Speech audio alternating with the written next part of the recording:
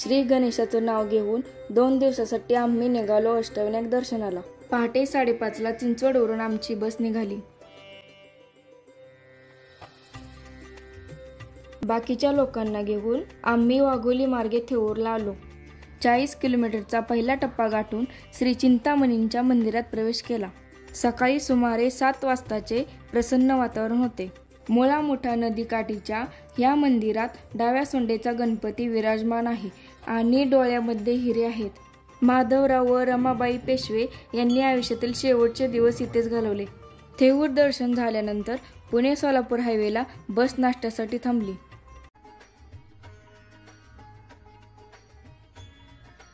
नाश्त्याला पोहे आणि सोबत आणलेला केक खाऊन बस पुढे प्रस्थान झाली। निसर्गमय सकाळच्या प्रवासाचा आनंद घेत आम्ही निघालो मोरगावच्या श्री मयुरेश्वर दर्शनाला। मोरगाव येथे गणपतीने मोरावर बसून सिंधू राक्षसाचा वध केला। 3 डोळे व नाभीमध्ये हिरे असणाऱ्या स्वयंभू मूर्तीच्या डोक्यावर नागराजांचा फणा आहे।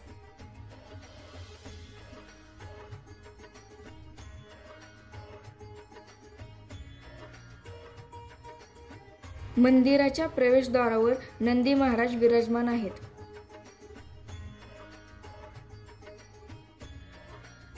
पुढच्या दर्शनाचा मॅप बघत आम्ही उसाच्या रसाचा आनंद घेतला। भीमा नदी ओलांडून आम्ही आलो सिद्धटेकला। हा घाट अहिल्याबाई होळकरांनी बांधलेला। भगवान विष्णू यांनी बांधलेल्या या मंदिरात 3 फूट उंची असणारी सिद्धिविनायकची मूर्ती पाहायला मिळते।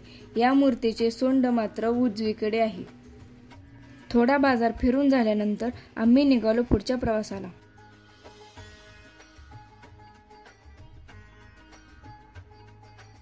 दुपार झाली होती आणि बस दौंडला जेवायला थांबली। मेनू होता चपाती, कोबीची भाजी, भात, दाल फ्राय आणि ग्रीन पीस मसाला। मस्तपैकी जेवण झाल्यानंतर आम्ही निघालो रांजणगावच्या महागणपतीला। अतिशय देखणा परिसर येथे पाहायला मिळतो।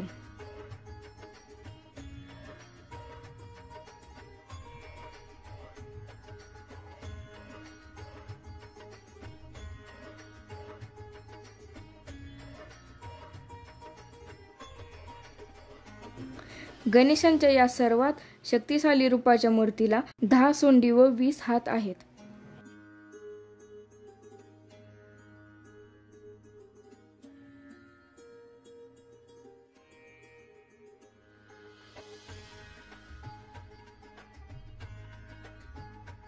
महागणपतीचं दर्शन घेतलं आणि मंदिर परिसर पाहायला गेलो व काही लहानपणीच्या आठवणी ताज्या केल्या। पहिल्या दिवसाच्या मुक्काम स्थळाकडे आम्ही निघालो, म्हणजेच जवळपास 140 किलोमीटर लांब ओझरला।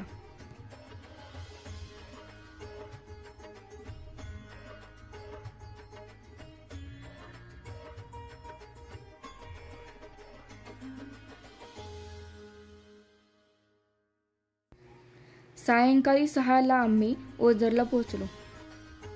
आमचा मुक्काम देवस्थानच्या भक्त भवन येथे होता।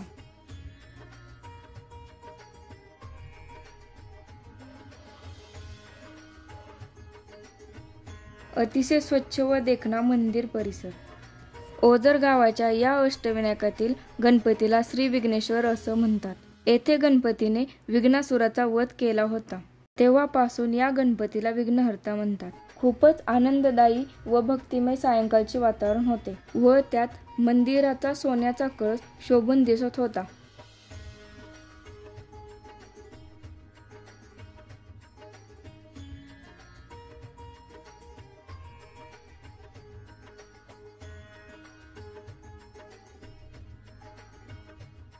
दर्शन झाल्यानंतर सायंकाळच्या धूप आरतीचे भाग्य आम्हाला लाभले। रात्रीचे जेवण करून आम्ही भक्त भवनाकडे रवाना झालो। भेटूया पुढच्या भागात लवकरच दुसऱ्या दिवशीच्या अष्टविनायक दर्शनाच्या व्लॉगमध्ये। व्हिडिओ आवडला असेल तर लाईक, शेअर आणि सबस्क्राईब करायला विसरू नका।